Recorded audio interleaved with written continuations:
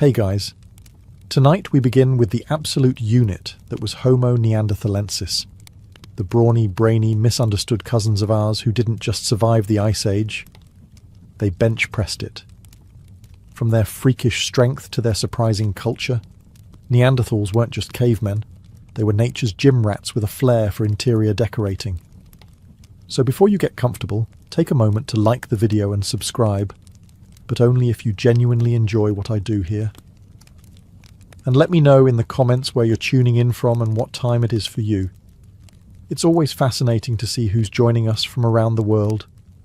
Now, dim the lights, maybe turn on a fan for that soft background hum, and let's ease into tonight's journey together. If you walked into Ice Age Europe around 80,000 years ago, you'd probably freeze solid within 30 seconds. But before that happened, you might catch a glimpse of a Neanderthal, the local apex hominin, and possibly the only creature on Earth who looked like they could beat a mammoth in a wrestling match.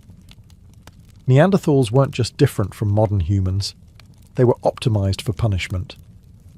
Imagine a person designed by a committee of bodybuilders, Arctic engineers, and someone who really liked forehead real estate. That's a Neanderthal. Let's start with the body. Neanderthals were shorter than us on average, around 5'4" to 5'6". But calling them short is misleading. They weren't small. They were condensed. Stocky frames, huge rib cages, broad shoulders, and a build so sturdy it looked like their skeletons had been reinforced for demolition work. Their bones were thick, dense, and frankly overqualified for anything less than full-contact mammoth takedowns. Their limbs were short and powerful, which helped conserve heat in brutally cold climates. Their hands were massive, with strong thumbs, perfect for crafting tools, grabbing prey, or, presumably, opening pickle jars that modern humans wouldn't even attempt. And then there's the face. Neanderthals didn't look weird. We look weird. Their skulls were long and low, with prominent brow ridges that could have doubled as ski jumps. Their noses were large and forward-facing, possibly as a built-in heater for that frosty Ice Age air. Their jaws were powerful, their chins basically non-existent, and their expressions likely somewhere between mildly confused and always ready for a fight. But make no mistake, these weren't brutish thugs. This wasn't a failed prototype of humanity. This was a parallel success story. They were tailored, top to bottom, for their environment, and in that environment, they thrived. Neanderthals were the elite endurance athletes of their day. If that day involved ice storms, cave bears, and hunting dinner with a sharpened stick, every inch of them said, "Yes, I've broken several ribs. No, I don't regret it." If you've ever felt proud of your bone density after lifting a milk jug without hurting yourself, sit down. Neanderthals were walking fortresses. Their skeletons weren't just sturdy, they were medieval architecture sturdy. We're talking bones so thick they make modern human femurs look like discount chopsticks. Let's start with their legs.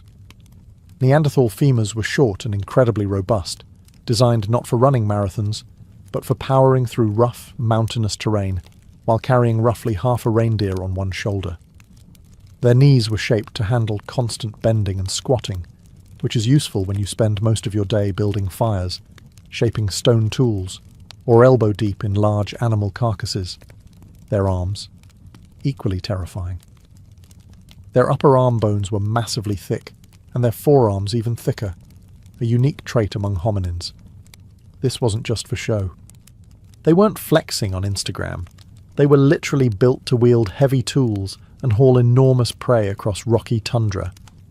If modern humans are built like Swiss Army knives, Neanderthals were jackhammers with eyebrows. Even their rib cages told a story. Modern humans have a more barrel-shaped rib cage, tapering toward the waist. Neanderthals, however, had wide, flaring rib cages that gave them room for huge lungs, likely necessary to survive the cold, oxygen-thin air of glacial Europe. Basically, their respiratory system was the equivalent of industrial bellows. More oxygen in, more mammoth-chasing energy out. And let's not forget the skull. Not just the brow ridges, although those were magnificent. Their skulls were longer, flatter and thicker, with larger areas for muscle attachment. That meant powerful jaws and neck muscles. They could probably chew frozen venison without blinking. Interestingly, this reinforced skeleton came with a cost. They likely matured faster than us and may have had slightly shorter lifespans. But while they were around, they packed a lifetime of bruises, breaks, and brutal living into every year. Their bones show constant wear, healed fractures, joint damage, and blunt force trauma. Like they were auditioning for a prehistoric action film. Let's address the big, brainy elephant in the room. Neanderthals had huge brains. Not metaphorically, literally. Their brains were bigger than ours, about 1,500 to 1,150 cubic centimeters, compared to our modern average of 1,150. That's right, the so-called brute cavemen were walking around with high-performance cranial engines. And they didn't even have spreadsheets to suffer through. But before you crown them honorary professors, a disclaimer. Bigger doesn't automatically mean smarter.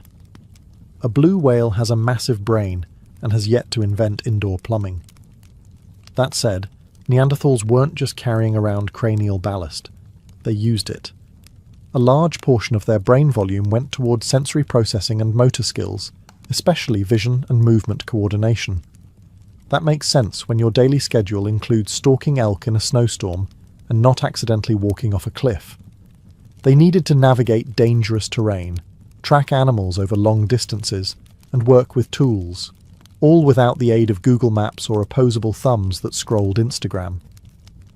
Their visual cortex was particularly large, likely giving them incredible eyesight. Picture sharp-eyed, frost-covered Neanderthals squinting dramatically into the blizzard like Ice Age anime characters, but with more fur and fewer monologues. And while their prefrontal cortex, the "let's think before we do this" part, might have been proportionally smaller than ours, evidence shows they weren't just acting on impulse. Their lives required planning, cooperation, and a surprising amount of creativity, including the kind that involves painting cave walls and possibly applying ochre like early makeup. So yes, your ancient Neanderthal aunt may have invented contouring long before TikTok did. Neanderthals also adapted impressively across Europe and parts of Asia, from dry steppe to icy tundra, which required some serious cognitive flexibility. They learned to use local resources, build shelter, make tools, and occasionally invent a new way to hurt themselves with flint. Still not impressed? Try this. We once thought all their tools and art were stolen ideas from early modern humans. Then we found Neanderthal art and ornaments older than anything Homo sapiens had done in the region. Turns out we were just late to the cave party. If nature had a survive the worst conditions imaginable design contest, Neanderthals would have walked away with the prize. And probably the trophy too, just to use it as a hammer. These hominins weren't just adapted to the Ice Age. They were engineered for it. Picture the kind of weather that makes your nose hairs freeze, and now imagine living in that without heated floors, hoodies, or any concept of hot cocoa. That's Neanderthal territory. Their bodies were short and stocky, not by accident, but by design. This compact shape helped them conserve body heat, which is exactly what you want when your environment looks like the freezer aisle of a cursed grocery store. Long, lanky limbs lose heat faster. Neanderthals had limbs so thick and short, penguins would have nodded in approval. Their noses were massive, and no, not for sniffing out gossip. Their large nasal cavities helped warm and humidify frigid air before it reached their lungs. It was nature's version of an HVAC system, built directly into their faces. A useful adaptation, and a great excuse for having a face you could rest a brick on. Even their skin likely contributed to their icy resilience. While we can't know exact pigmentation, most scientists agree they probably had lighter skin tones to better synthesize vitamin D in low light conditions. Because if you're going to survive 6 months of perpetual gloom, you'd better be able to wring sunshine out of a grey sky. Their lungs were likely enormous, needed to fuel bodies that were doing manual labour 24/7, climbing, hunting, hauling, carving, and occasionally inventing new ways to pull a muscle. That wide barrel chest wasn't for show. It was a prehistoric furnace. Clothing? Oh yes. They weren't running around in fur loincloths unless they were into that. Evidence suggests Neanderthals wore stitched hides to insulate themselves from the cold. And stitching isn't simple. It means they planned ahead, created tools, and probably had some version of winter wear and slightly less winter wear. In short, Neanderthals weren't barely surviving the Ice Age. They were thriving in it. They weren't nature's underdogs. They were nature's snowplows, designed to march through the cold, grunting softly, and wondering why the mammoths were always so dramatic about it. When you think of Neanderthal fashion, you probably imagine a single fur draped over one shoulder, maybe held on by a piece of vine, accessorized with a club and a general lack of self-awareness. But real Neanderthal clothing? Surprisingly sophisticated. Primitive, sure, but with more function than flair, and just enough chaos to make a medieval tailor weep. Let's be clear, Ice Age Europe wasn't a great place to experiment with fashion minimalism. If you went outside in winter wearing just optimism and vibes, you'd freeze solid before you could say, saber-toothed mistake. So Neanderthals got clever. Evidence suggests they didn't just wrap themselves in animal skins like discarded couch covers. They processed hides, softened them, and stitched them together, using bone needles. That's right. They were hand-sewing outfits out of deer and mammoth, before buttons were even a concept. And they didn't even complain on Reddit. And let's talk about accessories. Some Neanderthal sites contain eagle talons, pierced shells, and beads. These weren't strictly functional, which implies they liked a little flair, maybe a dash of symbolism, maybe even some Ice Age swagger. Imagine a Neanderthal walking into camp like, yes, this claw necklace is real. Yes, I caught the bird myself. No, you may not touch it. They also used ochre, a naturally occurring red pigment, on their tools, bodies, and possibly even faces. Was it war paint? Decoration? Some kind of social signal? No one knows for sure. But it does mean at some point, a Neanderthal looked at a red rock and said, "This would look incredible on my cheekbones." Now, were they ready for Fashion Week? Not unless the runway was covered in snow lit by firelight and followed by an intense hunt. But their clothing did what it needed to. It kept them warm, dryish, and protected from both the weather and judgmental Homo sapiens. Let's also not overlook the practical brilliance.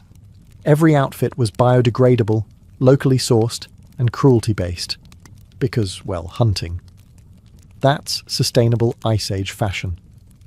Neanderthals weren't just strong. They were punch a woolly rhino in the face strong. The kind of strength that makes you question whether physics was working differently back then, or if they were just born with a natural gym membership to the universe. Everything about their anatomy screams power. Their muscle mass was enormous, especially in the shoulders, arms, and legs, areas needed for daily tasks like hurling spears, skinning animals, hauling carcasses, and occasionally moving boulders for fun. Their bone structure, as we've discussed, could support a small siege engine, which means those muscles weren't for show. They were functional gains. But how strong were they really? Estimates suggest a Neanderthal male could be up to 50% stronger than a modern human of the same size, and in terms of upper body strength, possibly even double. This isn't farm strong or dad strong. This is accidentally rip the door off your cave strong. They didn't just hunt from a distance with carefully thrown projectiles. No, Neanderthals preferred the close contact approach. They'd run up to large, angry Ice Age megafauna and jab them with spears at near point-blank range. Their version of dinner prep involved dodging tusks while keeping a firm grip on something that wanted them dead. And the wear and tear? Oh, it shows. Their fossil records are full of healed injuries. Broken arms, crushed ribs, damaged skulls. All signs that they weren't just strong, but resilient. If a Neanderthal broke something, they either walked it off or wrapped it in moss and hoped for the best. Then they went right back to hunting. Even their grip strength was absurd. Some researchers believe they could crush modern humans' hands without trying. Their thumbs were larger, their fingers broader, and their knuckles capable of damage usually reserved for medieval weapons. If you're picturing the Rock, but fuzzier and more likely to throw a stone axe at you, you're not far off. If there's one thing Neanderthal fossils consistently tell us, it's that these people lived hard. Not forgot to wear sunscreen hard. More like tackled a raging bison before lunch hard. Their skeletons read less like quiet prehistoric memoirs and more like accident reports from an Ice Age rodeo. Seriously, when paleoanthropologists looked at the trauma patterns in Neanderthal remains, they noticed something oddly familiar. The types of injuries, fractured ribs, broken arms, crushed faces, were strikingly similar to those found in professional rodeo riders. And no, that is not a joke. Apparently, if you regularly tangle with one-ton mammals for a living, your bones tell a very specific kind of story. Take Shanidar 1, for example. This poor guy had a blow to the head that crushed part of his skull, probably left him partially blind, and also had a withered right arm, likely from a healed break. His foot was damaged too. Basically, he was the human equivalent of a walking before photo in an orthopedic ad, and yet he survived for years after those injuries.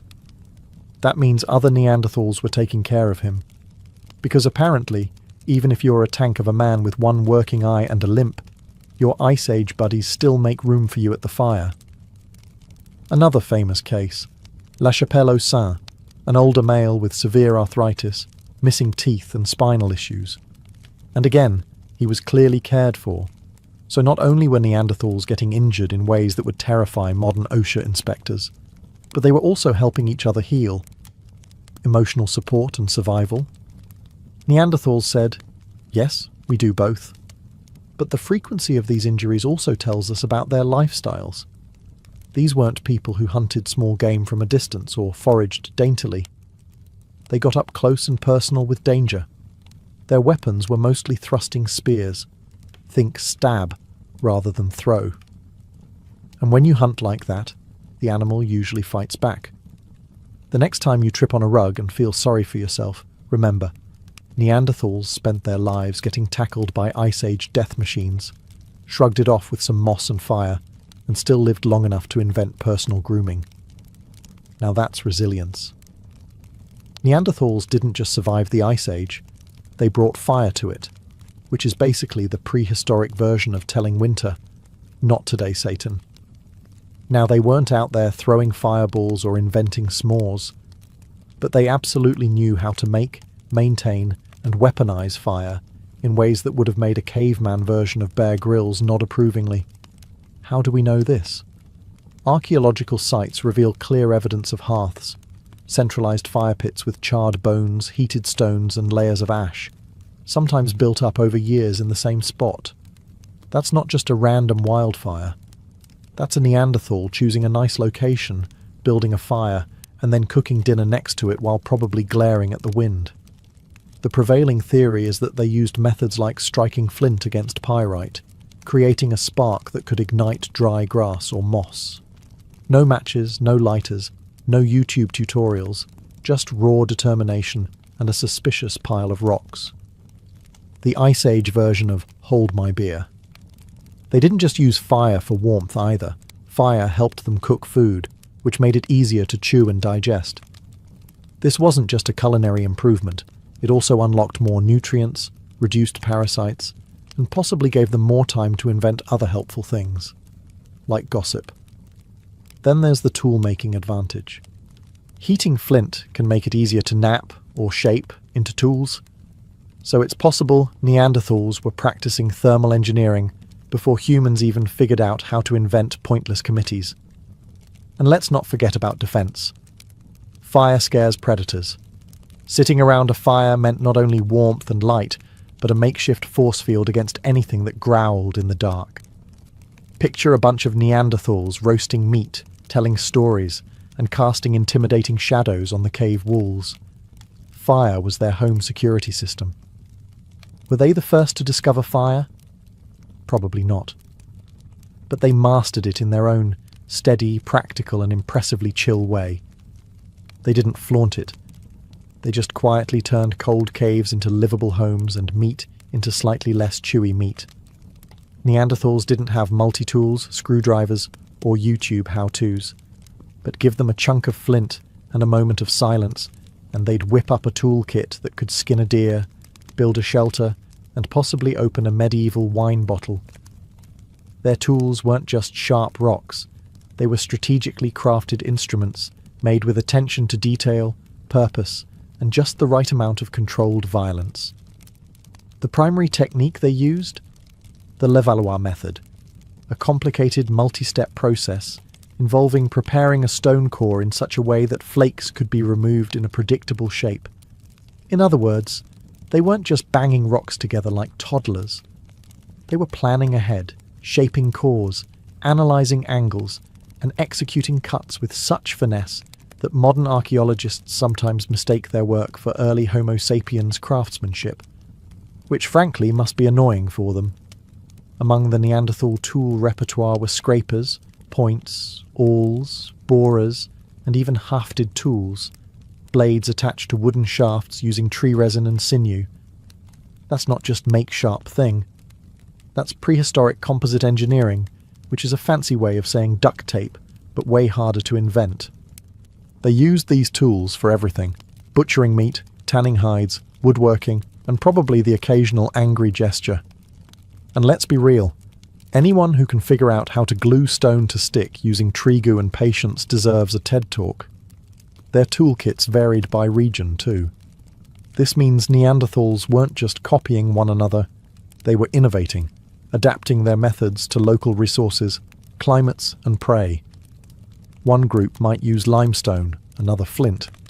Some even seem to have experimented with bone and antler tools. It's like prehistoric Etsy. And they weren't afraid of improvement.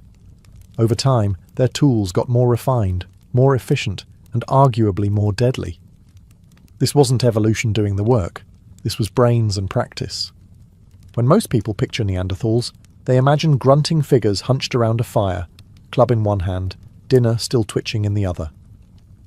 But the archaeological record tells a different story. One where the same people who could dismember a reindeer in 5 minutes also paused to decorate a shell or bury a loved one with flowers.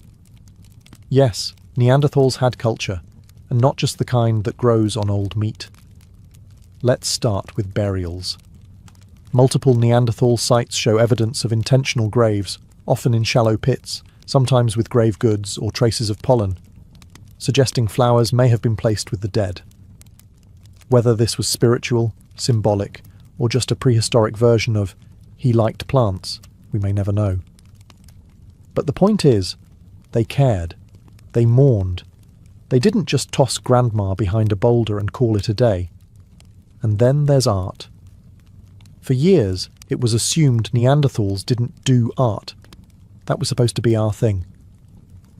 Then we found cave paintings in Spain, made with red ochre over 64,000 years ago. Spoiler.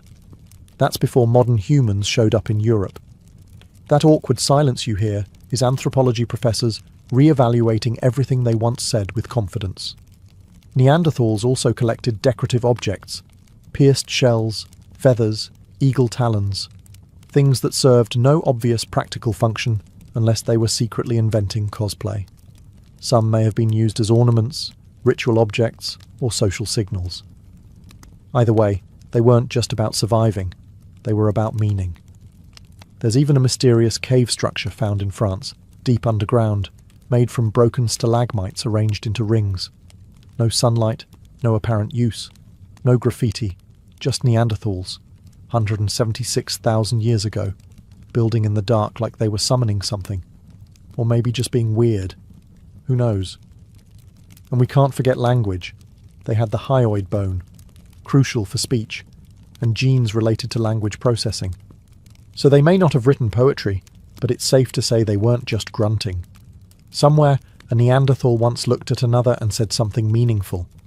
Probably about meat, but still, meaningful. Let's talk about what you're really curious about. Yes, Neanderthals and modern humans. got together, romantically, biblically, DNA testably. When early Homo sapiens migrated into Europe and Asia around 60,000 years ago, they ran into the locals, the Neanderthals, and rather than treating them like distant cousins at a wedding, they did the evolutionary equivalent of asking, "You up?" with zero irony. We know this happened because it's written in our genes, literally. Most people of non-African descent today carry about 1 to 4% Neanderthal DNA, which means somewhere in your ancestry, one of your very, very, very great-grandparents had an Ice Age date night that got out of hand. Was it love? Survival strategy? A prehistoric version of, well, the gene pool's not that big. Scientists are still debating. Some encounters were probably consensual, others less so. It's hard to say for certain what prehistoric romance looked like, but we do know it left genetic fingerprints that still linger in things like immune system traits, skin tone, and possibly your tendency to dislike cilantro. Also interesting, this wasn't just a one-time fluke. Genetic evidence shows that interbreeding happened multiple times, in different places, over thousands of years. So clearly, it wasn't just one confused Homo sapiens at a very dark cave party. And it wasn't all in one direction. Neanderthal males and Homo sapiens females seemed to mix more frequently, possibly due to the sheer charisma of early human travel stories and slightly better cheekbones. Though we'll never know if the Neanderthals were more impressed by conversation skills or fire-starting ability. What we do know is that this mixing didn't result in a blended superspecies. The Neanderthals eventually disappeared, but parts of them live on in us. Your slightly wide nose? That could be a Neanderthal gift. Your love of red meat and aversion to cardio? Also suspicious. Before you laugh at Neanderthals for their giant brows or suspicious fashion choices, you should probably check your ancestry report, because statistically speaking, you might be part Neanderthal. No offence, it's science. Thanks to genome sequencing and the tireless efforts of geneticists with high-powered microscopes and too much coffee, we now know that most people of non-African descent carry about 1 to 4% Neanderthal DNA. That means if you're watching this and your great-great-great-great-great-great-great-grandparent wore fur and didn't blink during snowstorms, congratulations, you're a little bit Ice Age, and this ancient inheritance isn't just a quirky footnote, it shows up in real ways.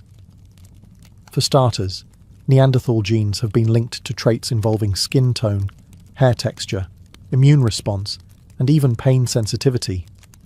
So if you sunburn easily, react strangely to allergens, or stub your toe and feel like you've been shot, you may have the Neanderthal edition of human firmware. There's even evidence that Neanderthal DNA affects how people sleep, process fat, and respond to certain medications. Some studies suggest it may influence mood regulation, meaning, yes, your brooding tendencies and general grumpiness in winter may be genetically justified, but it's not all good news. Some Neanderthal gene variants have also been linked to conditions like type 2 diabetes, depression, and nicotine addiction. So while your ancient cousins might have helped you survive a woolly mammoth ambush, they might also be partly responsible for your impulse to buy snacks and doomscroll at 2 a.m. It's also worth noting that African populations, whose ancestors didn't interbreed with Neanderthals after migrating out of Africa, have little to no Neanderthal DNA. But they do have traces of other archaic humans, like the Denisovans, meaning the human family tree is less of a clean chart and more of a tangled, romantically chaotic shrub. Neanderthals thrived for nearly 300,000 years, surviving ice ages, saber-toothed predators, and each other. They were the original Europeans, the true locals. And then, roughly 40,000 years ago, they vanished. Quietly. No dramatic extinction event. No comet. Just fade to black. Like they missed the memo about sticking around for the Holocene. So what happened? One theory is climate change. As the last ice age began shifting, Neanderthals struggled to adapt to new environments. Their hunting grounds changed, large game became scarce, and even mammoths started acting dramatic. For a group built to dominate the cold, warming weather was less summer vibes and more existential crisis. Another theory, competition with Homo sapiens. When modern humans arrived in Europe, they brought things like long-distance weapons, more varied diets, and that extremely annoying habit of surviving everywhere. They reproduced faster, travelled farther, and possibly talked more, which in a species contest counts for a lot. It's also likely that Neanderthals were outnumbered. Their populations were smaller and more isolated, meaning less genetic diversity. A serious problem when every winter is a survival game show and your neighbours are reproducing like it's a competitive sport. And yet, this wasn't a violent takeover. There's no massive evidence of genocide or battles. If anything, Neanderthals and humans coexisted for thousands of years, traded DNA, shared ideas, and probably some awkward campfire conversations, and slowly blended until there weren't any pure Neanderthal populations left. The last known Neanderthals likely lived in southern Iberia, places like Gibraltar, where they held on for a few thousand years more like the final flickers of a candle. The archaeological record goes quiet. No new tools, no new burials, just stillness. But this wasn't a failure. It was a chapter, and one that left a permanent mark. Neanderthals didn't go out with a bang, but their influence lives on. Not in monuments or scrolls, but in DNA, in bones, in blood. They weren't erased. They were absorbed. For most of modern history, Neanderthals got the short end of the evolutionary stick. Not in terms of biology, but in public relations. They were the original victims of bad press. When the first Neanderthal fossils were discovered in the mid-1800s, scientists weren't sure what to make of them. The skull looked humanish, but the brow ridges were huge, and the limbs were weirdly thick, like someone had taken a normal person and run them through a bulk filter. Victorian scientists, being Victorian scientists, quickly labelled them brutish, primitive, and likely terrible at dinner conversation. Thus began the myth of the stooped, grunting caveman, part monster, part embarrassing uncle. And the name Neanderthal itself didn't help. It sounded harsh, like something that might live under a bridge and throw stones at goats. Early reconstructions didn't do them any favours either. One famous depiction showed a Neanderthal standing like a gorilla, with a 1,000-yard stare and no neck, which, spoiler, was based on an elderly individual with arthritis. That would be like judging all humans based on someone's great-grandpa during a back spasm. The image stuck. Cartoons, movies, and textbooks reinforced the stereotype. A dumb brute with a club and questionable posture. Meanwhile, the truth, that Neanderthals buried their dead, created art, made tools, and possibly wore jewellery, was quietly ignored in favour of grunts and loincloths. Why did we do this? Probably because it made us feel superior. Humans love a good story about how we were the chosen ones, the smart ones, the only ones. Reducing Neanderthals to failed prototypes let us keep that narrative intact. It also helped explain away any uncomfortable genetic overlap. Sure, we're related, but we're better, right? Only recently has the myth begun to unravel. As more archaeological discoveries emerge, we're forced to admit that Neanderthals were more like us than not. They weren't mistakes. They were a parallel success. Different strategies, same struggle. In the war-torn twilight of Japan's Heian period, the battlefield was no place for a woman, and yet, that's precisely where Tomo Gozen belonged. Imagine a sea of armoured men clashing steel in the dust and chaos of war, and among them, one lone figure stands out. Not because she was out of place, but because she was more skilled, more fearless, and more precise than most of the warriors around her. Tomo Gozen wasn't just some camp follower or noble lady playing at war. She was a trained warrior, Onamusha, from the province of Echigo. From a young age, she was taught to ride, to shoot a bow from horseback, and to wield a katana with such ferocity that she left men twice her size bleeding in the dirt. Her loyalty lay with Minamoto no Yoshinaka, a prominent general of the Minamoto clan. But make no mistake, Tomoe wasn't merely his bodyguard or ornament. She was his commander, his equal, his enforcer. Contemporary accounts describe her as a remarkably beautiful woman, with white skin, long hair, and charming features. But the compliments didn't stop at her looks. They spoke of her strength, her uncanny skill in archery, and her unmatched swordsmanship. And this wasn't poetry or court gossip. It was battlefield fact. She could break through ranks, decapitate a foe mid-gallop, and keep riding without so much as a misstep. Tomoe Gozen was a storm in human form, and the timing of her rise was no coincidence.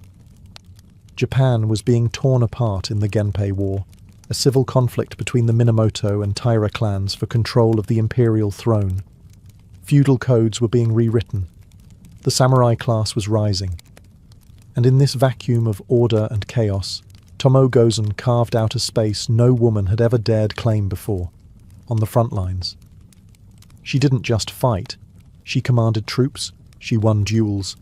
She carried heads back to camp, like any warrior proving their kill. And most of all, she defied the carefully drawn lines of what womanhood was supposed to look like in 12th century Japan. Tomoe Gozen wasn't an exception. She was a revelation, a warning, and a legend in the making. Before Tomoe Gozen ever tasted battle, she had to master survival in a world built to exclude her.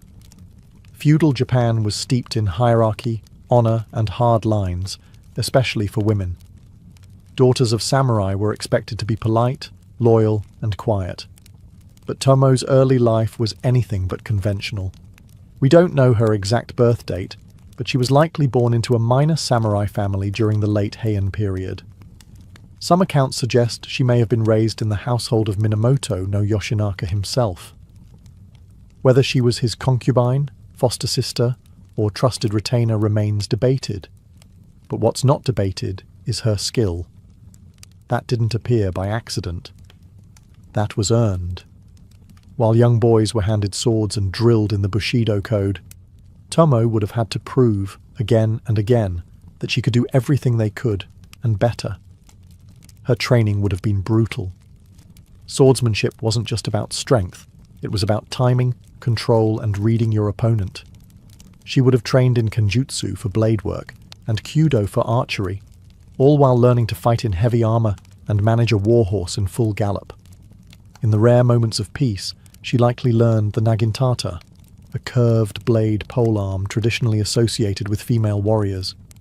But make no mistake, this wasn't some symbolic ceremonial practice. This was preparation for real violence. Tomoe's fighting style combined elegance and lethality, and she didn't just keep up with the men, she often surpassed them. This phase of her life, before the battles, before the legends, was marked by isolation. Most women didn't carry swords. Most women didn't speak in strategy meetings. And most women weren't expected to live long on the battlefield. But Tomoe forced the world to bend around her. Every skill she learned had to be twice as sharp, twice as precise, and twice as deadly as her male counterparts. Because if she failed, no one would call it a soldier's mistake. They'd call it a woman's weakness. And so, before Tomoe Gozen could ever carve her name into the history books, she first had to carve her place into the samurai world, blade by blade, day by day, in silence and shadow. Not by invitation, but by sheer will. By the time Tomoe Gozen reached adulthood, Japan was on the brink of collapse. The Genpei War, a bitter civil conflict between the Taira and Minamoto clans, erupted in 1180. It wasn't just a clash of armies, it was a complete reshaping of the country's power structure. Emperors were being manipulated like chess pieces, and the warrior class was about to seize control of history. And Tomoe, she was right in the thick of it. Her lord and possible lover, Minamoto no Yoshinaka, was a distant cousin to the more famous Minamoto no Yoritomo. But unlike Yoritomo, Yoshinaka wasn't content with standing in the shadows. He wanted control over Kyoto, over the Minamoto clan, over the entire country. And when war broke out, he didn't hesitate. He raised his own army in the northern provinces and began his campaign southward, Right beside him, Tomo Gozen. She wasn't just a token warrior to show off in court. Tomo led troops into battle. She made strategic decisions. And when the fighting got bloody, she was at the front lines, blade drawn, giving orders most men wouldn't dare to question. She was a symbol of Yoshinaka's audacity, his willingness to defy tradition and win by any means necessary. The Genpei War was a savage affair. Battles were fought on rivers, in forests, through mountains. Arrows rained like monsoon storms, and hand-to-hand combat left the earth soaked in blood. One of Tomo's most famous victories came during the Battle of Yokotagawara, where she reportedly led a charge that decimated enemy forces. Chronicles claim she personally took the heads of several samurai and presented them as trophies. It wasn't for vanity, it was for proof. Every kill was a receipt, every head a message. But war wasn't just about glory, it was about loyalty and betrayal. As Yoshinaka gained power, tensions rose with Yoritomo, who saw his cousin's ambition as a threat. The Minamoto clan, already splintered by pride and ego, began to turn inward. While the Taira remained the enemy on paper, Yoshinaka now had to watch his back. Tomoe, ever loyal, stayed close. But even the strongest sword couldn't cut through politics. And as the war intensified, so did the pressure. Not just on Yoshinaka's claim to power, but on Tomoe's place in history. As the Genpei War dragged on, Yoshinaka's ambition outpaced his alliances. In 1183, after a series of brilliant military victories, he achieved what many thought impossible. He drove the Taira out of Kyoto and took control of the imperial court. At that moment, he was the most powerful man in Japan. And standing beside him, as always, was Tomoe Gozen, victorious, loyal, and bloodstained. But power is a double-edged blade. Yoshinaka had dreamed of restoring imperial authority, but the emperor and court nobles quickly realized he was as uncontrollable as the war he fought. He plundered the city, antagonized Kyoto's elite, and began making moves that alarmed even his fellow Minamoto. Most damning of all, he tried to take control of Emperor Go Shirakawa, a symbolic act of supreme authority that would doom him politically. Minamoto no Yoritomo, now the de facto leader of the Minamoto faction, responded with swift condemnation. He declared Yoshinaka a traitor and dispatched two loyal generals, Minamoto no Noriyori and the famed Minamoto no Yoshitsune, to eliminate him. The Minamoto Civil War had begun, and Tomoe Gozen was now fighting not against the Taira, but against her own clan. What followed was a rapid, tragic descent. Yoshinaka, once the bold and reckless upstart, found himself outmaneuvered and outnumbered.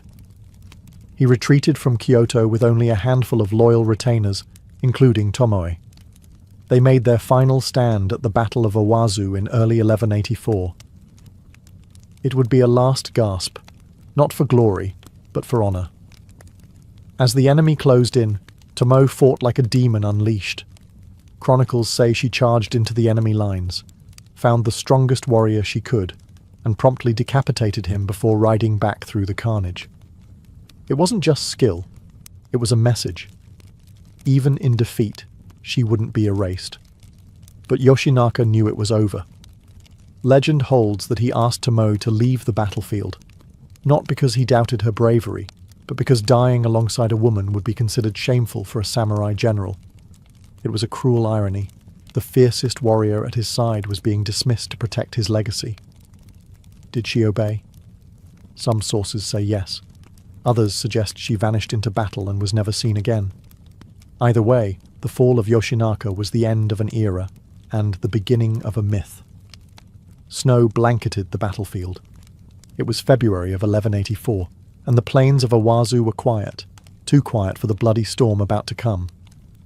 Minamoto no Yoshinaka stood with only a few dozen men left, once a conqueror of Kyoto, now a fugitive of his own clan. His final stand had come, and Tomoe Gozen, ever at his side, was not about to let him die alone. The odds were hopeless. Hundreds of enemy warriors, led by Yoshitsune and Noriyori, bore down on them. Their armor gleamed, their horses kicked up frozen earth. And amidst the frigid winds, Tomoe Gozen adjusted her helmet, drew her sword, and charged into legend. According to the 14th century Heike Monogatari, Tomoe did not retreat. She surged forward like a whirlwind, seeking the strongest opponent she could find. Hatakeyama Shigetada, a famed warrior in his own right. Whether out of fury, desperation, or a refusal to die quietly, Tomoe didn't wait for introductions. She locked blades, unseated him, and cut off his head in one fluid motion. One final trophy. This wasn't just showmanship. It was samurai ethos in motion. To die beautifully, to fight to the last breath, to prove oneself in the face of impossible odds. For Tomoe, it was also the moment that would define her for centuries. This singular act, recounted and reimagined by countless generations, became her battle cry echoing across time. Meanwhile, Yoshinaka's horse became stuck in a rice paddy, and a volley of arrows brought him down. His loyal companion Imai Kanehira committed suicide in dramatic fashion, placing his sword in his mouth and leaping from his horse. The warlord's inner circle had been extinguished. But Tomoe, here the records diverge. One version claims Yoshinaka ordered her to flee before his death, fearing the shame of dying alongside a woman. Others say she refused, fought her way out, and vanished into the mountains. Still others say she was captured, forced to marry an enemy general, and later became a nun. None of these endings have been confirmed. But one thing is certain. Her last recorded act at Owazu was not one of surrender. It was one of defiance. Tomoe Gozen didn't just disappear. She ascended into legend, carried on the back of one perfect, furious, final charge. After the blood-soaked snows of Owazu, Tomoe Gozen vanished from the official records, as if she rode straight off the battlefield and into myth. No historian can say with certainty what happened to her, and perhaps that's fitting. Warriors like Tomoe weren't supposed to survive. They were supposed to die with their lord, their sword, and their honor. But Tomoe? She may have chosen something far more rebellious: to live. The Heike Monogatari, our main source on Tomoe's life, offers conflicting stories. One claims she was captured and forced to marry one of Yoritomo's generals, Wada Yoshimori. She bore him a child, and after his death, she became a nun, retreating from the world of steel and politics. Another tale claims she cut off her long warrior's hair, assumed a new identity, and vanished into the mountain monasteries of Nagano, never to be seen again. Yet another version hints that she continued to wander the countryside as a ronin, an unaligned warrior, hired for private vengeance and borderland skirmishes. And then, silence. Centuries of it. The truth, buried somewhere under folklore, scrolls and oral tales, may never surface. But Tomoe's vanishing act became part of her power. By slipping out of history, she became immortal. She was no longer constrained by one ending, one role, or one version of femininity. Instead, she became a symbol of possibility. What makes her story even more enigmatic is how Japan itself evolved in her absence. The rise of the shogunate under Minamoto no Yoritomo marked the beginning of the Kamakura period, a rigid, patriarchal era where women were pushed further into the background. Female warriors didn't vanish completely, but they were increasingly sidelined, romanticized, or erased. And yet, Tomoe endured, not in the dusty scrolls of official history perhaps, but in the stories mothers told their daughters, and soldiers whispered around campfires. She became a ghost that haunted the samurai ideal, the woman who fought like 10 men, but answered to no one. Over time, poets, playwrights, and artists resurrected her, sometimes as a tragic lover, sometimes as an avenging demon, sometimes as the last true samurai, but always, always as a figure who defied expectations and left a trail of mystery behind her. Tomoe Gozen didn't just vanish, she transformed, and the silence she left behind roars louder than any death scene. As centuries passed, The woman once feared on the battlefield became something else entirely, a legend moulded by poets, monks, and playwrights. In an era where women were expected to be invisible, Tomoe Gozen became unforgettable. The Heike Monogatari, a sweeping semi-historical war epic compiled in the 13th century, was the first to etch her into cultural memory. But this text was never just a history book. It was performance.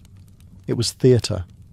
Blind monks known as Biwa Hoshi travelled from town to town, chanting the stories of the Genpei War to the sound of the biwa lute. Through their voices, Tomoe Gozen was reborn, not just as a fighter, but as a tragic heroine. Later adaptations embellished her even further. In No and Kabuki theatre, Tomoe became a recurring figure. Her beauty exaggerated, her loyalty dramatized, her battles stylized to perfection. She was often paired with doomed love stories, tearful farewells, and moral lessons about honor and duty.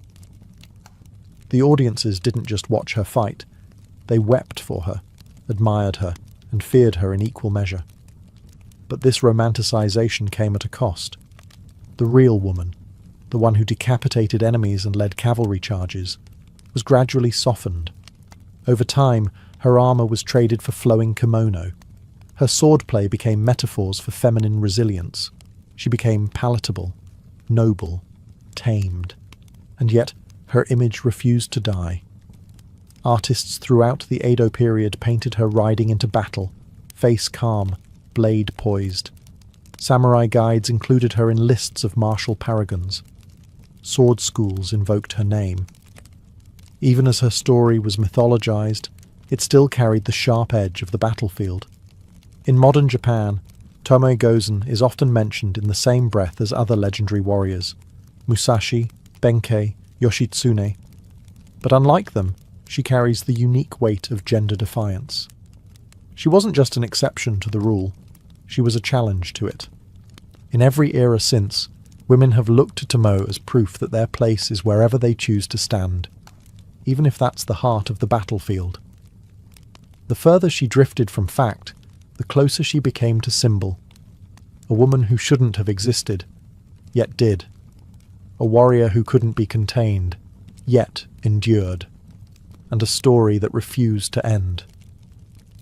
Tomoe Gozen's blade may have been sheathed over 800 years ago, but her presence lingers, etched not only in legend, but in the cultural psyche of Japan and beyond. As generations passed, she became more than just a figure from the Genpei War.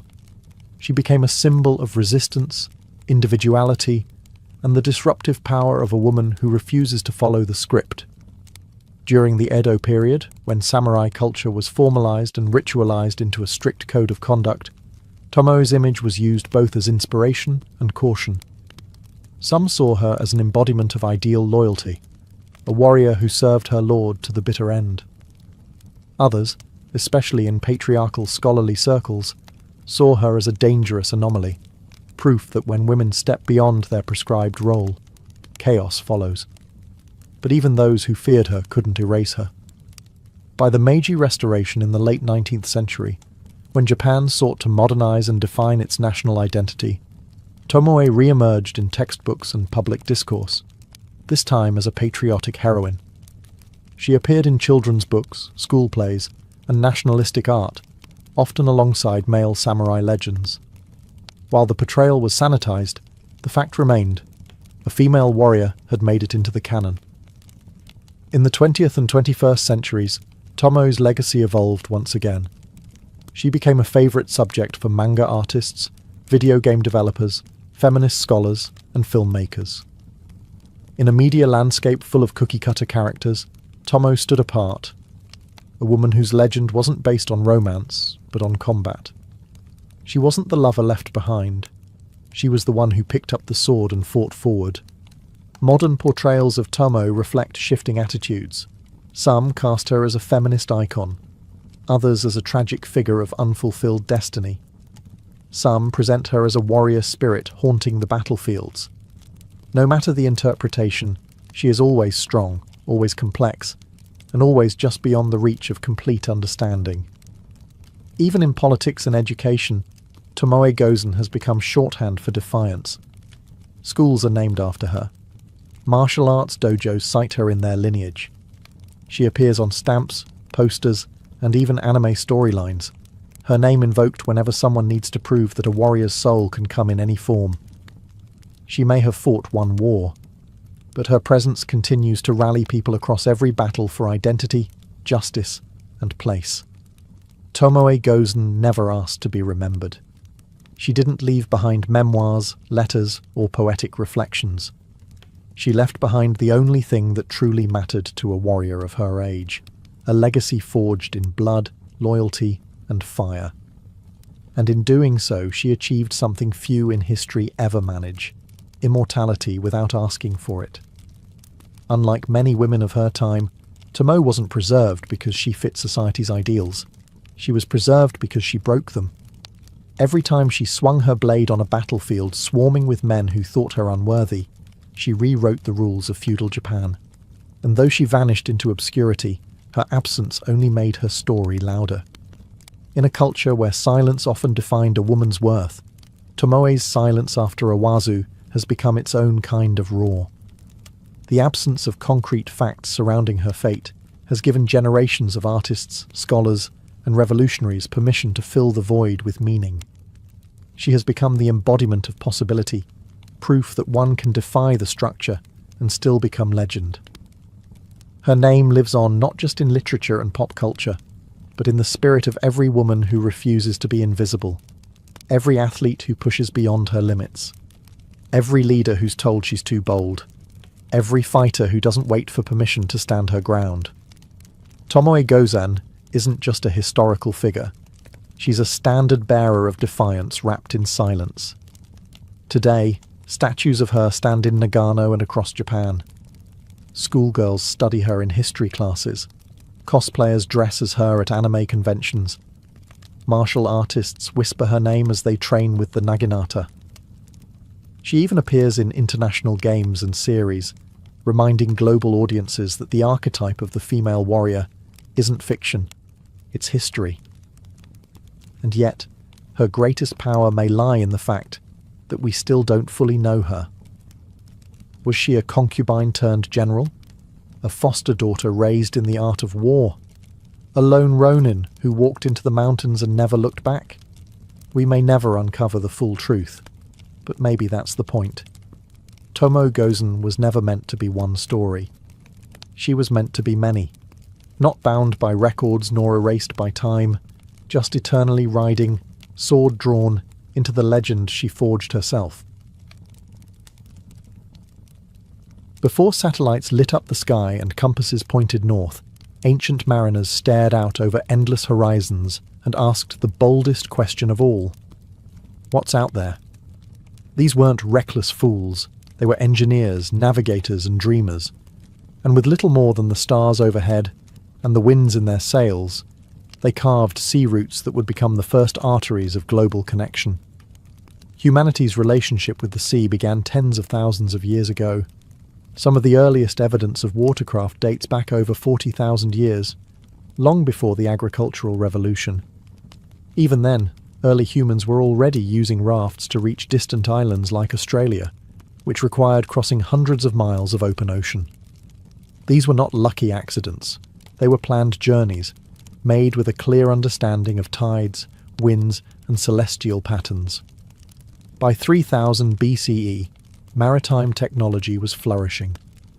Cultures in Mesopotamia, the Indus Valley, and along the Nile were already using boats for trade and fishing. But it wasn't until certain cultures took to the high seas that true oceanic navigation began. These early seafarers faced enormous challenges: no maps, no written instructions, and often no guarantee they'd ever return. And yet, they went, driven by necessity, curiosity, and survival. They read the waves like a book. They observed how clouds formed over islands, how birds flew at certain times of day, and how the stars rotated across the sky. The night sky, in particular, became their greatest tool. Polaris, in the northern hemisphere, for instance, served as a fixed point for orientation. In the southern hemisphere, navigators watched the Southern Cross. These seafarers learned to feel the subtle push of currents beneath their hulls. They learned the sound of the wind in their sails, and most impressively, they passed this knowledge down orally for generations, through chants, stories, and sacred traditions. Their tools weren't compasses or astrolabes. Their tools were memory, observation, and intuition. This wasn't just survival, it was science before science had a name, a way of knowing the world that married nature and culture. And as they set out across unknown waters, these ancient mariners weren't just navigating oceans, they were laying the foundations for global trade, migration, and the first connections between civilizations that had never even heard each other's names. Long before the rise of Athens or the glory of Rome, the island of Crete was home to one of the most sophisticated seafaring civilizations the ancient world had ever seen, the Minoans. Flourishing from around 2000 to 1450 BCE, the Minoans weren't just islanders, they were maritime architects who turned the sea into a superhighway of culture, commerce, and control. At the heart of Minoan power was the city of Knossos, a sprawling palace complex adorned with vibrant frescoes of dolphins, ships, and sea life. These weren't decorative flourishes, they were declarations. The Minoans lived and breathed the sea. Their economy thrived on maritime trade, and their influence stretched across the Aegean, reaching Egypt, the Levant, and beyond. Unlike later Greek navies built for war, Minoan ships were designed for speed and stability, ideal for trade and diplomatic missions. Their vessels, often decorated with bird or bull motifs, used square sails and rowers to navigate the calm yet unpredictable Mediterranean. These ships carried everything from olive oil and wine to pottery and bronze. But more than goods, the Minoans carried ideas, art, religion, and technologies, dispersing them like waves across the Aegean. And how did they navigate? While there are no surviving Minoan navigational charts, archaeologists believe they relied on a combination of star-based navigation and visual markers, coastal headlands the colour of the water, bird flight paths. Their consistent returns from long journeys suggest a deep understanding of seasonal winds and maritime rhythms, long before anyone wrote them down. One of the most remarkable signs of Minoan maritime prowess is their role in the development of the Greek alphabet. By interacting with Near Eastern cultures like the Phoenicians, the Minoans helped pave the way for one of history's most influential scripts. Their ships weren't just ferrying cargo, they were floating vessels of cultural exchange. But like many sea-based powers, their end may have come from the very ocean they mastered. Around 1450 BCE, a volcanic eruption on the nearby island of Thera, modern-day Santorini, may have triggered tsunamis and ash clouds that devastated Minoan ports and destabilized their control. Whether by nature or invasion, their ships eventually disappeared from the waves. Still, the Minoans left behind more than ruins. They left behind a legacy of what it meant to rule not by land, but by sea. If the Minoans were the artists of the sea, then the Phoenicians were its tireless entrepreneurs. From around 1500 BCE to 300 BCE, the Phoenicians, a loose confederation of city-states like Tyre, Sidon, and Byblos, dominated the eastern Mediterranean, not with armies, but with fleets. Their legacy isn't one of empires and conquests. It's one of navigation, trade, and the spread of culture across the known world. The Phoenicians didn't have a unified kingdom or grand capital. What they had were ships, and lots of them. These were sleek, fast, and highly maneuverable vessels capable of long-distance trade. Using both square sails and banks of oars, their ships could hug coastlines or dart across open water. And with them, they brought glass, cedar wood, purple dye, and most importantly, ideas. They were the middlemen of the ancient world, linking Egypt with Anatolia, Greece with Mesopotamia, and North Africa with the western Mediterranean. They established outposts and colonies across the coastlines, most famously Carthage in North Africa, which would later rise to rival Rome. Each colony acted like a node in a vast maritime network, with the mother cities back east reaping the benefits of trans-Mediterranean commerce. But how did they manage to sail such distances with no compass or sextant? Like their Minoan predecessors, the Phoenicians used the stars, particularly Polaris, the North Star, as their guide. They also understood prevailing wind patterns, coastal features, and current behaviour. Many scholars credit them with developing one of the first systems of celestial navigation in the Western world. Yet their greatest contribution wasn't something they carried. It was something they invented: the alphabet. The Phoenician writing system, developed around 1050 BCE, was a revolutionary leap. An alphabet of just 22 characters, representing sounds rather than entire words or syllables. This script would go on to inspire the Greek, Latin, Hebrew, and Arabic alphabets. Through this linguistic breakthrough and their seafaring tenacity, the Phoenicians didn't just trade, they connected. They turned the sea from a barrier into a bridge, linking cultures, languages, and economies. And they did so not by colonizing hearts and minds, but by sailing from one to the next. The Mediterranean wasn't just their highway, it was their identity. While the Mediterranean world was abuzz with Phoenician traders and Greek triremes, an entirely different maritime saga was unfolding on the opposite side of the planet. One of outriggers, double-hulled canoes, and stars charted across the largest ocean on Earth. These were the Austronesian seafarers, and they didn't just sail the seas. They colonized half the planet's surface without metal tools, maps, or written language. Originating from what is now Taiwan around 3000 BCE, the Austronesians expanded steadily southward and eastward, hopping from island to island with astonishing speed. By 1500 BCE, they had reached the Philippines, Indonesia, and the edges of New Guinea. By 1000 BCE, they were in Micronesia and Melanesia, and by the first centuries CE, they had reached as far as Madagascar to the west and Easter Island to the east, an arc of human migration that spans over 10,000 miles. Their vessels were marvels of engineering. Austronesians developed outrigger canoes for stability, and later, double-hulled voyaging canoes capable of carrying families, livestock, and cargo across thousands of miles of open ocean. They harnessed wind through crab-claw sails and used paddles for precision near islands. But what truly set them apart was their unparalleled skill in navigation. They used the sun, moon, planets, and more than 200 stars as guides. But that's just the beginning. Austronesian navigators, especially the famed Polynesian wayfinders, read the ocean like a living map. They could detect subtle changes in wave patterns caused by distant islands reflecting swells. They followed seabird flight paths, studied cloud formations, and even tasted seawater for salinity shifts near land. This wasn't instinct, it was highly refined science, passed down orally through charts and memory devices. Their migration wasn't random exploration. It was intentional and repeatable.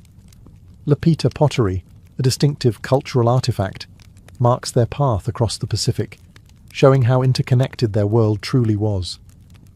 They weren't just island hoppers. They were civilization builders, spreading agriculture, languages, and technology wherever they landed. And in many ways, they still are. Modern genetic studies, linguistics, and archaeology continue to uncover just how advanced and expansive Austronesian navigation was. These mariners didn't just cross oceans. They connected some of the most remote corners of the Earth long before European explorers ever left port. In the Pacific, the sea was never a void. It was a road map. When we think of ancient Egypt, towering pyramids and desert tombs usually come to mind. Not ships. But the Egyptians were no strangers to water. The Nile was their lifeline, their highway, and their first school of navigation. Yet what's often overlooked is how the Egyptians extended their maritime reach far beyond the riverbanks, venturing into the Red Sea and possibly even further afield. Egypt's mastery of the Nile began early. As far back as 3000 BCE, they built large wooden boats with planks lashed together by rope and sealed with resin. These vessels, propelled by both sails and oars, were essential for transporting goods, soldiers, and grain across the vast stretches of the river. But the Nile was only the beginning. By the time of Pharaoh Hatshepsut in the 15th century BCE, Egypt was launching sea expeditions from ports along the Red Sea. Her famous voyage to the mysterious land of Punt, possibly located in modern-day Somalia, Eritrea, or southern Arabia, was a landmark in ancient maritime history. Reliefs from her mortuary temple at Deir el-Bahari show detailed depictions of large cargo ships loaded with exotic animals, incense trees, and gold, all returning from a successful voyage across the sea. These weren't accidental drifts. They were carefully organised missions, planned with knowledge of monsoon wind patterns, currents, and seasonal timing. Egyptian sailors would have hugged coastlines, used star patterns for navigation, and relied on maritime scouts, perhaps even recruiting skilled local sailors from the Red Sea region.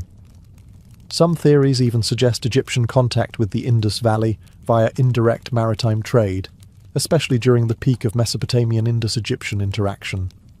While direct evidence is limited, items such as ivory, lapis lazuli, and spices hint at a broader Indian Ocean trade network in which Egypt may have played a part. The ships themselves were engineering marvels for their time. Built from imported cedarwood, mostly from Lebanon, Egyptian seafaring vessels featured curved hulls and large square sails. These ships could carry heavy loads and withstand the swells of the Red Sea. Though the Egyptians never became a dominant naval power like the Phoenicians, they left an important legacy. They were among the first to treat maritime voyages as royal, sacred, and strategic endeavours. Their sea journeys were extensions of their empire, diplomacy, and divine authority. On land, they built pyramids, but on water, they launched ambition. Amid the dusty plains of modern-day Pakistan and northwest India, once thrived one of the world's oldest urban civilizations, the Harappans, or the Indus Valley Civilization. Flourishing between 2600 and 1900 BCE, they built cities with advanced sanitation, standardized bricks, and remarkable urban planning. But buried beneath this archaeological brilliance is another truth, one less spoken but deeply significant. The Harappans were maritime traders. Unlike Egypt or Mesopotamia, the Harappans left behind no deciphered writing, no grand naval reliefs, and no epic tales of sea voyages. Yet clues of their maritime prowess quietly dot the archaeological record. Excavations at Lothal, a major Harappan port city in Gujarat, revealed what many believe is one of the world's earliest known dockyards.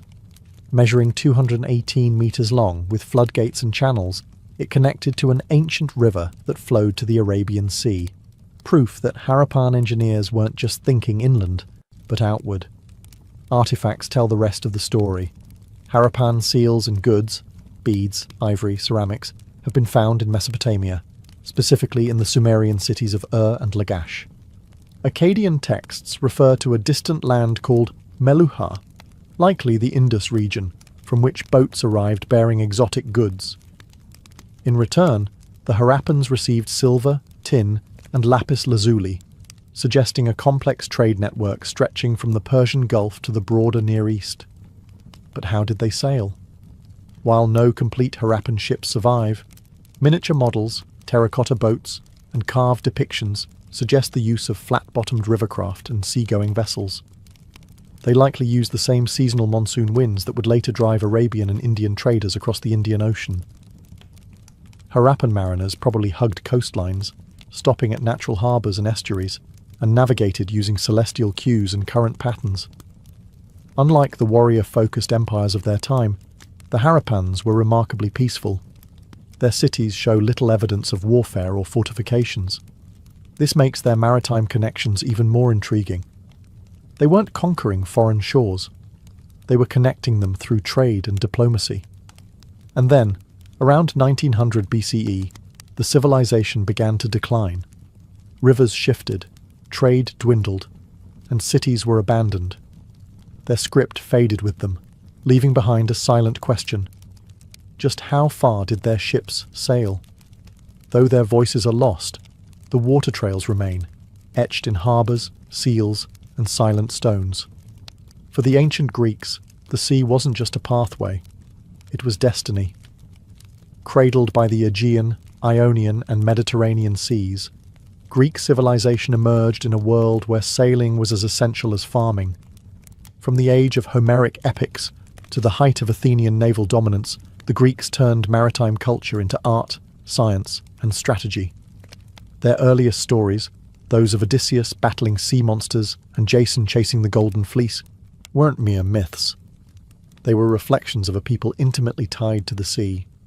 Greek city-states like Athens, Corinth, and Rhodes all relied on the ocean not just for trade, but for identity. Their gods had dominion over waves. Their heroes set sail. Their empires floated on hulls of wood and ambition. By the 8th century BCE, Greek colonists were setting out across the Mediterranean, founding cities from Sicily to the Black Sea coast. These colonies weren't military outposts. They were trade hubs, cultural satellites, and vital ports in a vast economic web. Goods flowed both ways: olive oil, wine, and pottery from Greece, grain, metals, and slaves from afar. To navigate, Greek sailors relied heavily on coastal sightlines, the stars, especially the rising and setting of specific constellations, and oral navigation knowledge passed through generations.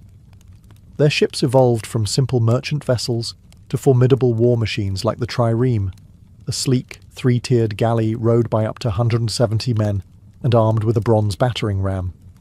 The trireme was more than a ship. It was a floating expression of Athenian democracy and power. At its peak in the 5th century BCE, Athens boasted the most powerful navy in the ancient world. The Delian League, originally a defensive alliance against Persia, became an Athenian-led maritime empire. Their navy ensured control over sea lanes, tributes from allied cities, and the free flow of resources into Athens, feeding its golden age of philosophy, architecture, and drama. But with power came vulnerability. The Peloponnesian War against Sparta saw Athens' over-reliance on sea dominance backfire. Naval defeats, blockades, and internal strife brought about its downfall. Still, the legacy endured. Greek maritime innovations in cartography, celestial navigation, and shipbuilding laid the groundwork for Roman and later European seafaring. And their belief that the sea was a stage for glory, knowledge, and tragedy echoes in Western thought even today. For a people who started as landlocked farmers and shepherds, the Romans were late to embrace the sea. But once they did, they didn't just join the naval powers of the ancient world, they crushed them. The Mediterranean, once a patchwork of rival fleets and scattered colonies, became what the Romans proudly called Mare Nostrum, our sea. Early Rome was no maritime superpower. The Etruscans and Greeks dominated Italy's coasts, while Carthage, founded by Phoenician settlers, ruled the western Mediterranean with the most formidable navy in the region. But everything changed during the Punic Wars. Faced with Carthage's naval superiority, the Romans made a bold move. They reverse-engineered a captured Carthaginian warship. In an astonishing feat of industrial determination, they built an entire fleet, hundreds of ships, in mere months.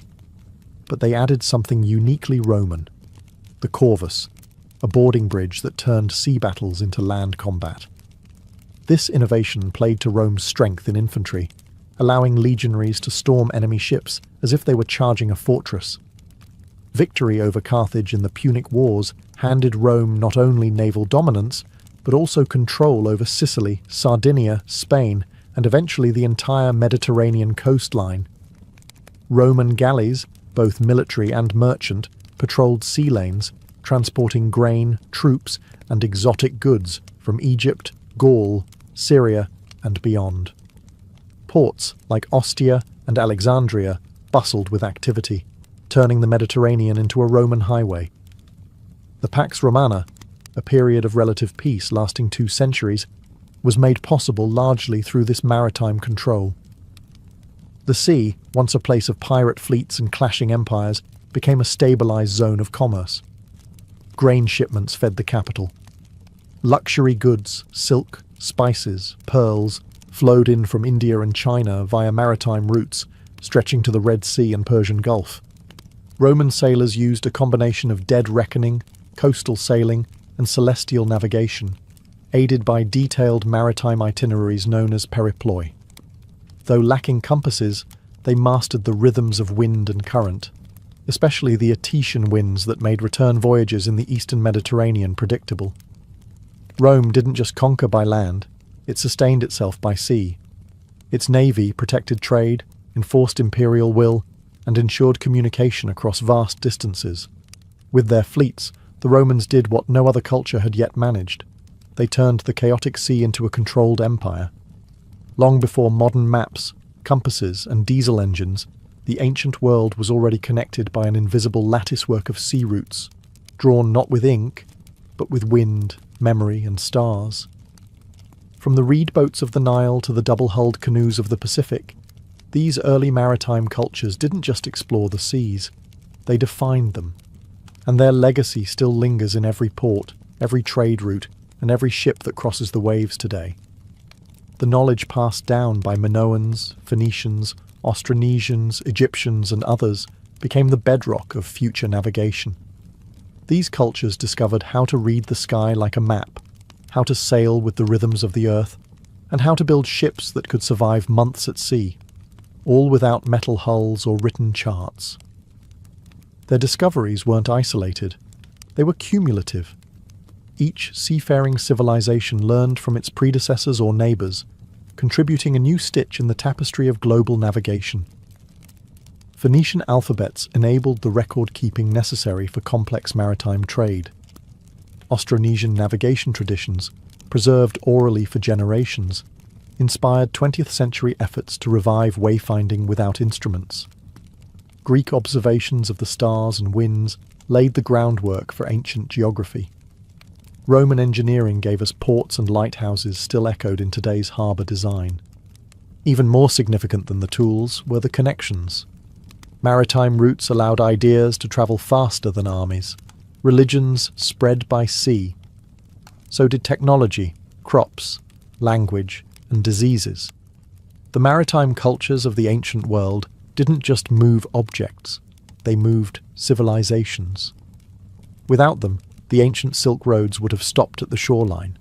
Without them, empires might never have risen, and distant peoples might have remained strangers forever. And yet, for all their accomplishments, so many of these early sailors remain nameless. Their stories were rarely written down. Their ships decayed and vanished.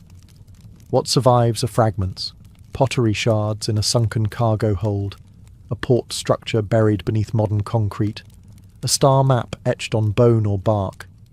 But their impact, that still moves with the tide.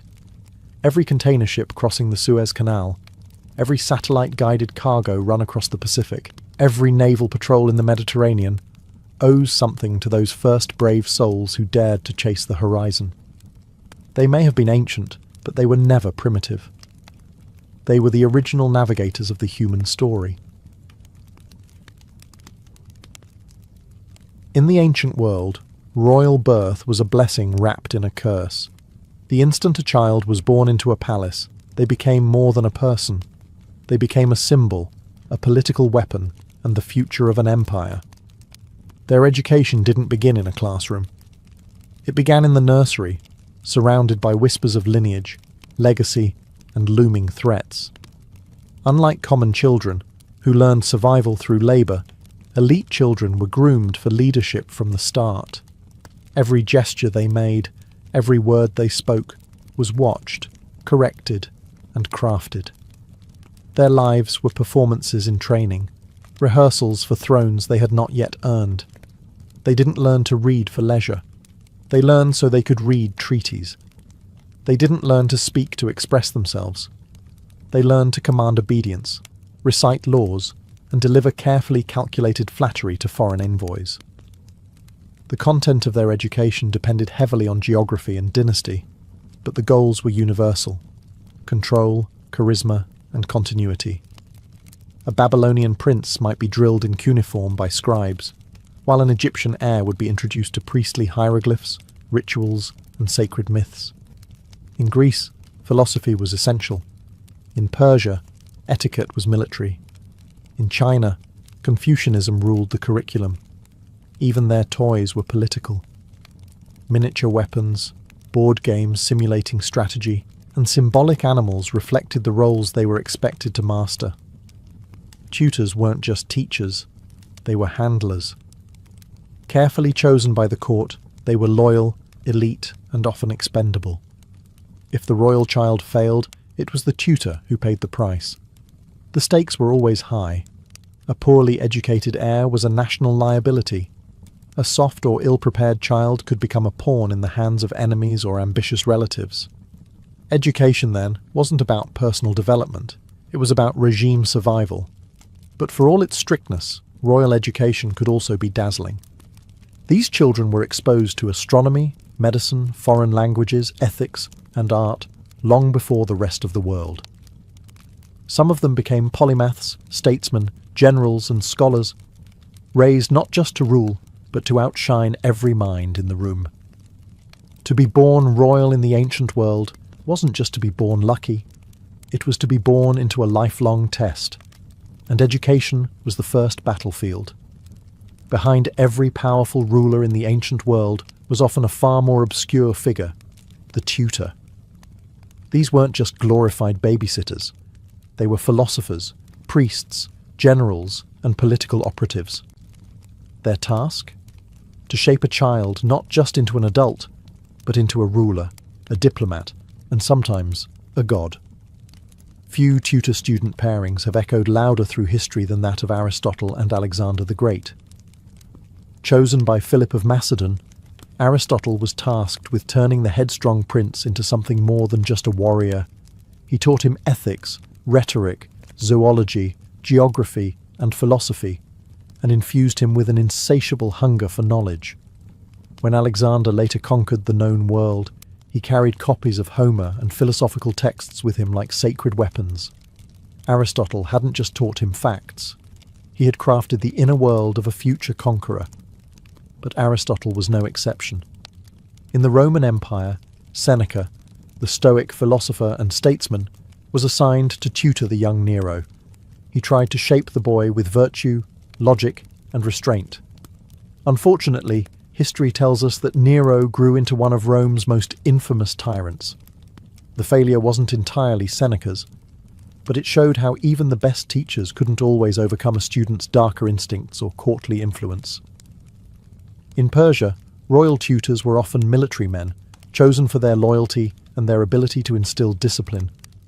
Princes of the Achaemenid dynasty were taught hunting, horseback riding, and combat from the age of 7, alongside moral training in truthfulness and justice, all under the watchful eyes of elite mentors. Their education was practical, Spartan, and deeply political. In ancient China, Confucian scholars held enormous sway over the upbringing of princes. They instilled ideals of filial piety, hierarchy, and ritual.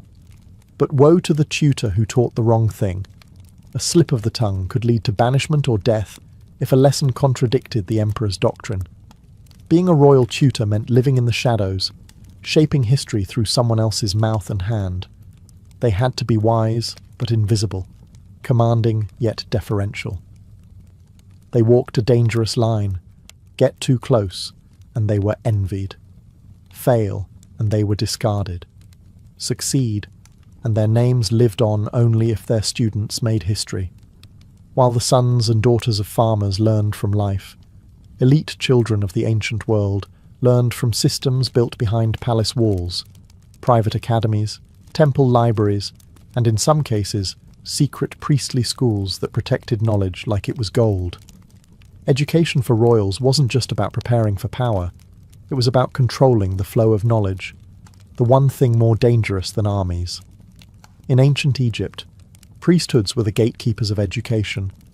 Royal children, especially future pharaohs, were sometimes educated in temple schools, where instruction included reading hieroglyphs, memorizing religious texts, understanding ritual practice, and learning astronomy and medicine.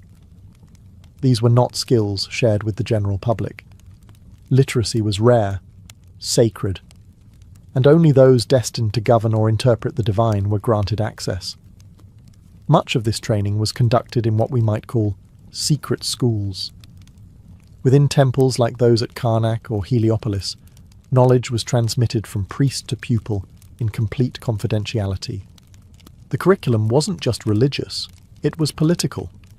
Knowing how to recite spells, interpret omens or plan rituals gave rulers control over life and death in the eyes of their people. Persia had its own elite educational structure. The sons of Persian nobility, especially those close to the king, were educated in what Herodotus called the king's school. Hidden from public view, these boys learned truth-telling, riding, archery, and leadership. They also absorbed Zoroastrian ethics and statecraft. This schooling wasn't just for princes. It was for future satraps, generals, and administrators. Men expected to control provinces and armies with unwavering loyalty. In India, royal children might attend gurukulas, secluded forest schools run by learned Brahmins. While commoners rarely had access, princes were often placed under the guidance of a single guru who taught them everything from Vedic hymns to martial skills. The education was holistic, spiritual, intellectual, and physical, and again, deeply hierarchical. Knowledge was tailored to caste, role, and destiny. Even in Greece, where education was more democratized in some cities, elite children like those in Sparta or Athens received specialized training.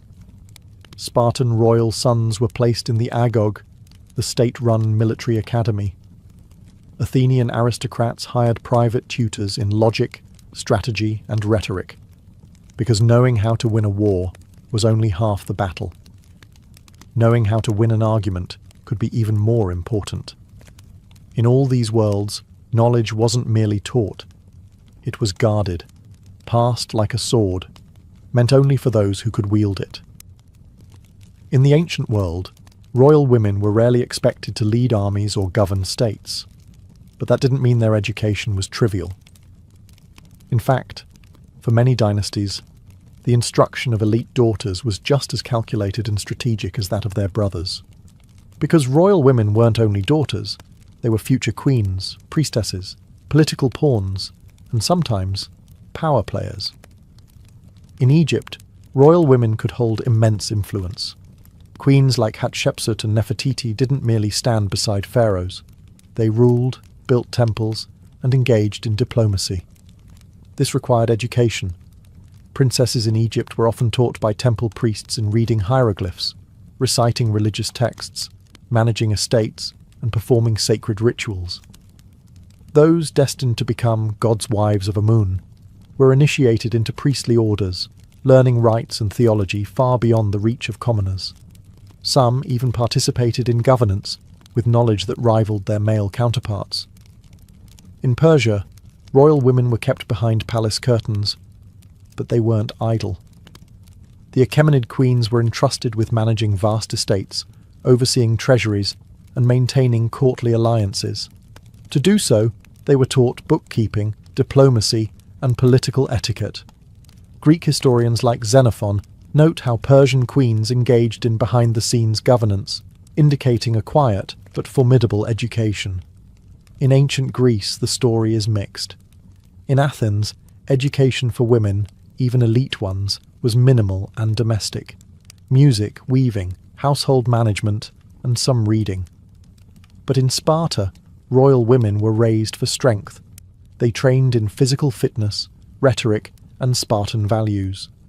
A Spartan princess could speak her mind and command estates while her husband waged war. And when Spartan men died young in battle, it was often the women who upheld the legacy. In India and China, noble women's education reflected religious and dynastic priorities. In the Gupta Empire, royal daughters were sometimes schooled in Sanskrit, music, poetry, and philosophy, skills designed to enhance their allure and status. In imperial China, empresses and consorts were taught Confucian ethics, calligraphy, and palace protocol. Those destined for political roles, like Empress Lu Ji or Wu Zetian, went far beyond, mastering governance, surveillance, and statecraft under the guise of etiquette. Royal women walked a delicate path. They were expected to charm, not rule, but when circumstances changed, they often stepped into power. And when they did, their education wasn't a frill. It was their arsenal. If swords won battles, Speech won empires. In the ancient world, a royal's ability to speak wasn't a soft skill. It was a weapon. Language, rhetoric, and public persuasion were essential tools of rule, diplomacy, and survival. And so, elite children weren't merely taught to speak. They were trained to captivate, manipulate, and command through words. Nowhere was this clearer than in ancient Greece, where rhetoric was seen as the hallmark of a civilized leader. Athenian aristocrats learned from masters like Isocrates and later the Sophists, who taught persuasive speech as both an art and a science. Young elites practiced delivering speeches, debating in public forums, and mastering logos, pathos, and ethos, the pillars of classical persuasion. For those raised to govern, a sharp tongue could be more useful than a sharp blade. This ideal spread across cultures. In Rome, elite boys were taught oratory from a young age. They memorized Cicero's speeches, learned courtroom strategy, and practiced delivering arguments while maintaining poise and decorum. For imperial heirs, this wasn't just about courtly performance, it was about survival. A poorly timed phrase could invite scandal. A brilliant speech could sway the Senate. Even in monarchies where absolute power reigned, words still mattered. In Egypt, the pharaoh was seen as a divine speaker. His proclamations carried ritual and legal weight. Royal children learned formal language and ceremonial formulas, reciting them during religious processions and state rituals. In Mesopotamia, scribal schools taught elite children not only how to write, but how to write persuasively, crafting royal decrees, diplomatic letters, and mythic hymns. In Persia and India, language played a different but equally vital role. Persian princes were trained in multiple tongues, Old Persian for court, Aramaic for diplomacy, and sometimes Greek or Median. They learned how to negotiate, compliment, and intimidate with tone and timing. Indian royal students, especially under the Maurya and Gupta empires, studied Sanskrit epics and philosophical texts like the Arthashastra, which offered tactical lessons in rhetoric, espionage, and diplomacy. Even in cultures where oral tradition reigned, like among Celtic and Germanic elites, storytelling and speech-making were forms of authority. A prince who couldn't speak well couldn't lead, because in the end, power wasn't just taken, it was spoken into existence.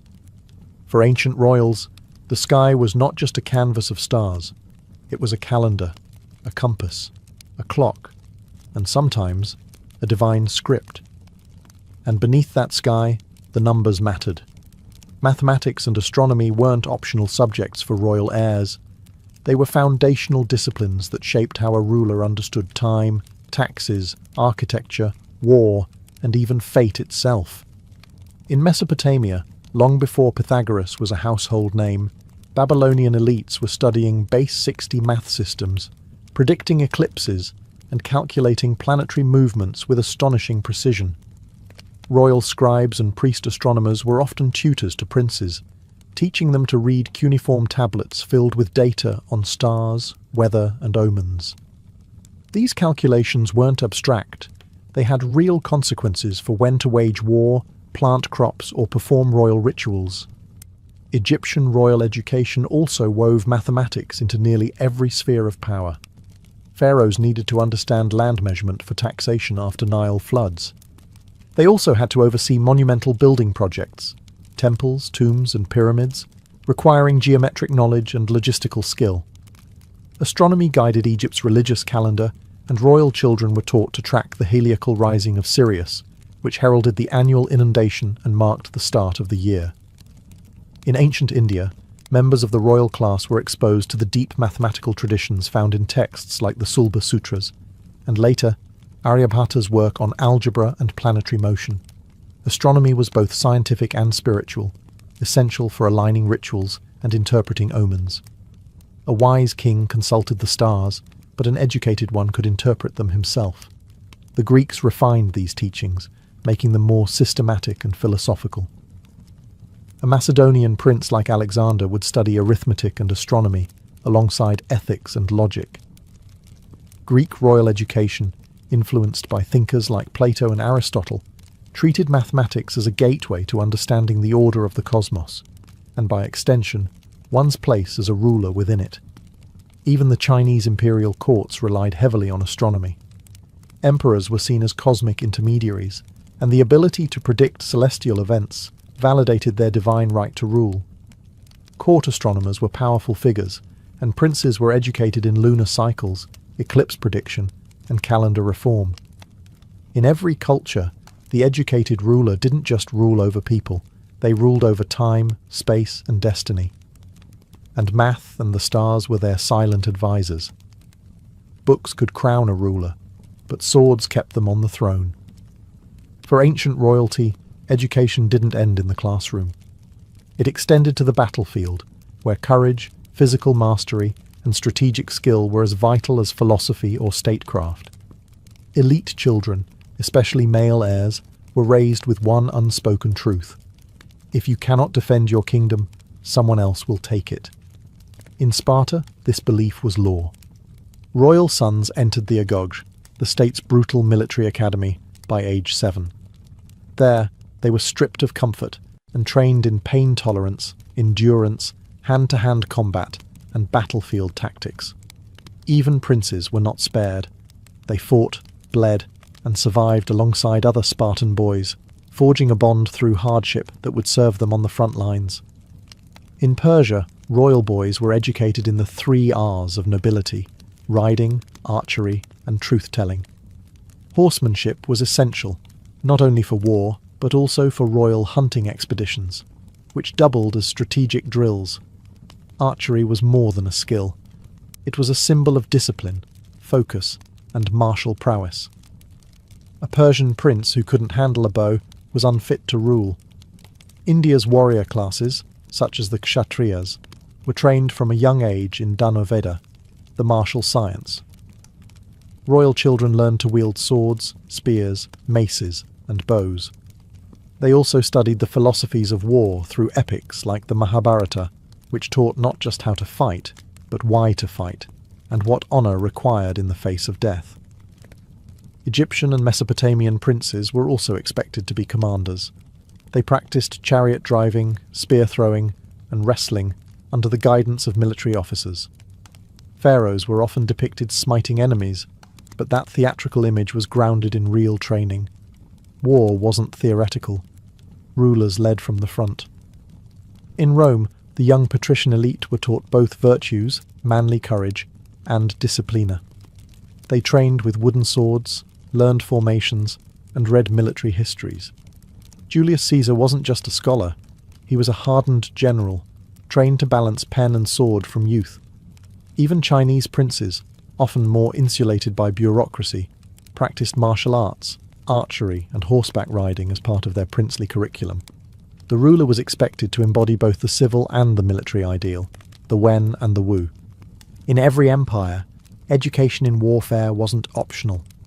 It was survival. For a royal child, a misplaced word could start a war. A glance held too long could spark a scandal. In ancient courts, knowing how to sit, speak, and smile was as much a weapon as wielding a sword. Etiquette wasn't fluff, it was strategy. Behind every bow and banquet was a game of survival, and royal education drilled this into the heirs of empires. From China to Persia, court etiquette was codified to a level of near paralysis. In Han China, princes were expected to memorize and observe the Li, ritual codes dictating everything from how to greet a superior to how to mourn properly. A single breach of protocol could be interpreted as rebellion. Young royals were taught to move with precision, to speak with restraint, and to read the power dynamics in every room. In Persia, royal children were schooled in the art of courtly appearance. This included not just dress and manners, but also how to handle envoys, deflect insults, and respond with poise under pressure. They were trained in indirect communication, mastering the political doublespeak necessary to survive in a palace filled with spies and sycophants. In India, Natishastra, the science of politics and ethics, was a key part of elite education. Texts like the Arthashastra outlined how a king must navigate betrayal, use informants, and maintain a balance between diplomacy and force. Royal heirs were expected to understand these concepts early, because one wrong alliance or naive gesture could cost them their throne or their life. The Greeks and Romans, too, took court behaviour seriously. Athenian elites were schooled in charis, personal charm and grace, while Roman boys learned the art of flattery, public conduct and surveillance. Julius Caesar wasn't just trained to fight, he was taught how to win over senators, undermine rivals, and read a man's ambition by his tone. In Egypt, etiquette blurred with divinity. The pharaoh wasn't just royalty, he was a god. Royal children were taught to behave with serene dignity at all times, their bodies seen as symbols of cosmic order. Even their posture mattered. Their stillness wasn't passivity, it was power in silence. And always, beneath the manners and rituals, lay espionage. Tutors often taught princes how to test loyalty, gather secrets, and spot deception. Because in every palace, someone was always watching, and survival depended on watching back. A royal education was never just about shaping a child, it was about shaping the future of a dynasty. For ancient elites, every lesson in logic, battle, etiquette, and language carried the weight of generations. A well-educated ruler could unite kingdoms, stabilize empires, and earn immortality in marble and myth. A poorly prepared one could unravel everything.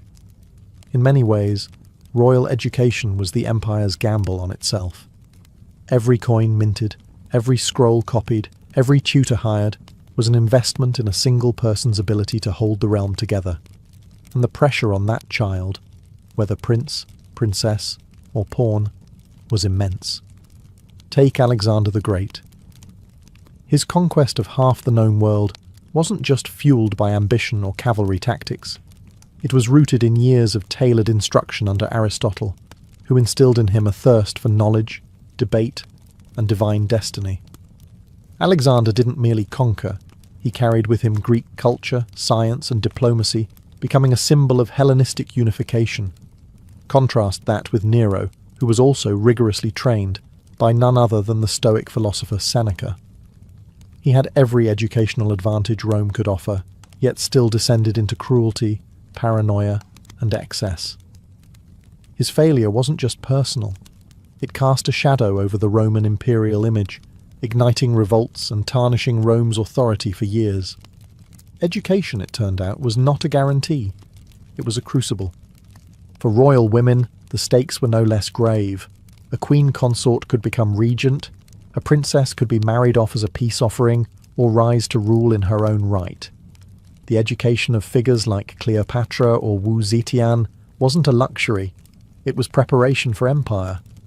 Their ability to speak multiple languages, manage treasuries, and navigate deadly court politics kept them alive, and in power. Even long after their deaths, the impact of these royal educations endured.